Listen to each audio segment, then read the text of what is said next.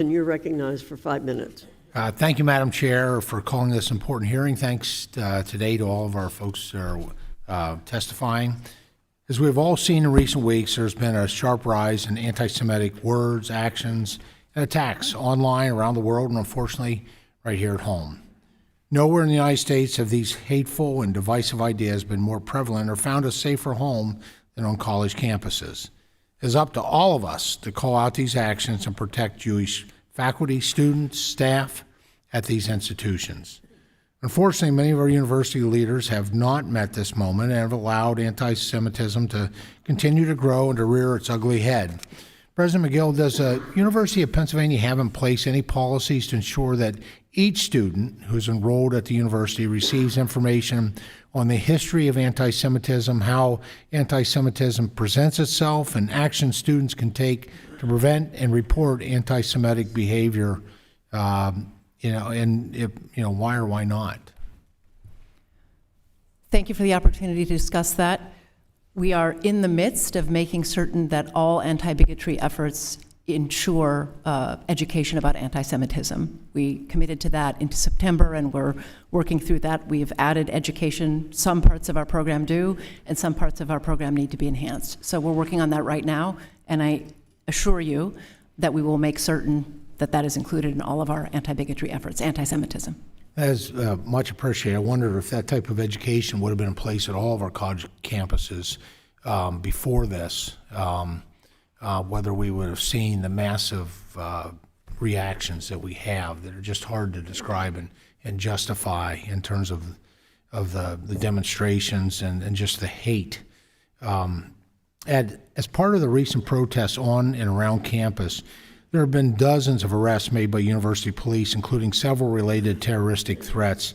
Does the university plan on requiring students, faculty, or staff arrested as part of these protests to receive further education on anti-Semitic behavior? Congressman, is that a question for me? It is. I'm sorry. Please. Well, we're very committed to making sure everyone understands history and anti-Semitism for sure. The description of the arrests, I'd need to learn a little bit more about. Well, the requests that have occurred, obviously, related to protests involving faculty or staff, students. The question is, within the consequences, when the university police are the ones that are intervening, whether there's any thoughts to further education for those individuals regarding anti-Semitic behavior and the impacts of it.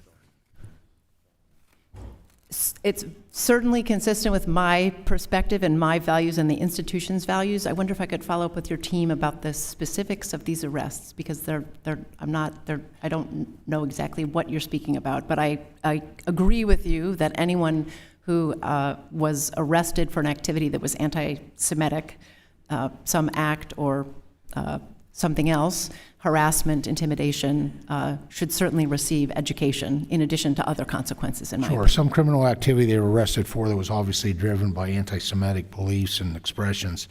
Several faculty members at Penn recently provided support for the boycott, divestment, and sanctions, or the BDS movement. The movement requires boycotting Israeli universities and individuals who are complicit in what they consider Israeli government misconduct. Therefore, it is impossible for a faculty member to support BDS and treat Israeli academics fairly. Can you tell this committee unequivocally that no such discrimination has taken place? I appreciate the opportunity to clarify a very clear position that the University of Pennsylvania has had for many years, which is we strongly oppose boycotting, divesting, and sanctioning Israel. We have many flourishing it's contrary to academic freedom, among other things. It's singling out one state and treating it differently than others. We have many academic collaborations with universities in Israel. They're terrific collaborations. We're very clear on BDS. We are opposed to it, and our practices make that clear. So as a part of that, and I'm a strong supporter of the right to free speech, including on college campuses, does University of Pennsylvania have any policies or procedures in place to ensure that BDS supporters cannot implement their boycott positions in their official capacities or not given such individuals administrative powers to begin with?